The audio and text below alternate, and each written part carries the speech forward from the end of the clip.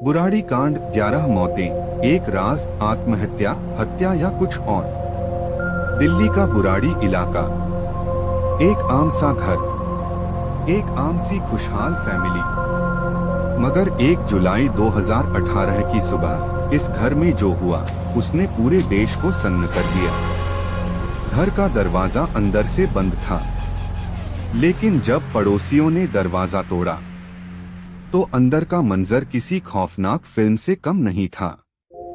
11 लाशें एक साथ, 6 महिलाएं, 2 किशोर, 3 पुरुष, सबके हाथ बंधे हुए, आंखों पर पट्टी, मुंह कपड़े से बंधा हुआ और गले में फंदा।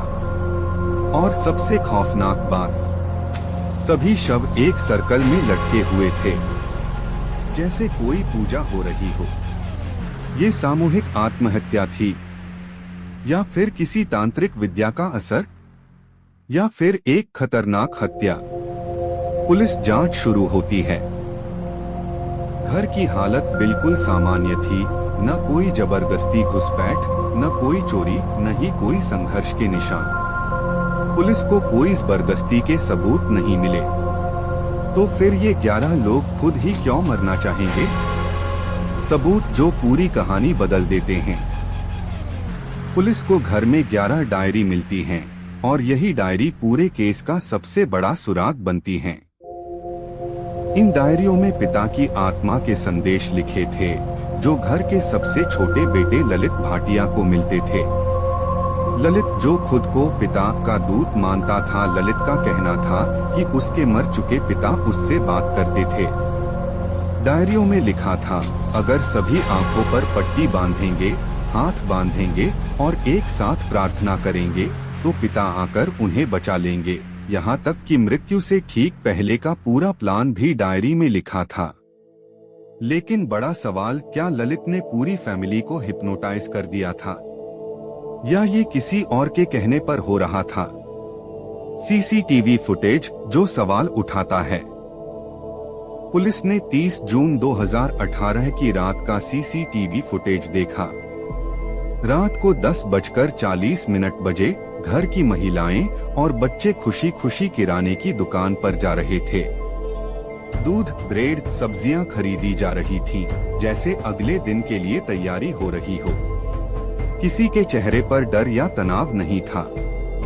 अगर ये आत्महत्या थी तो ये लोग एक दिन पहले इतने सामान्य क्यों थे?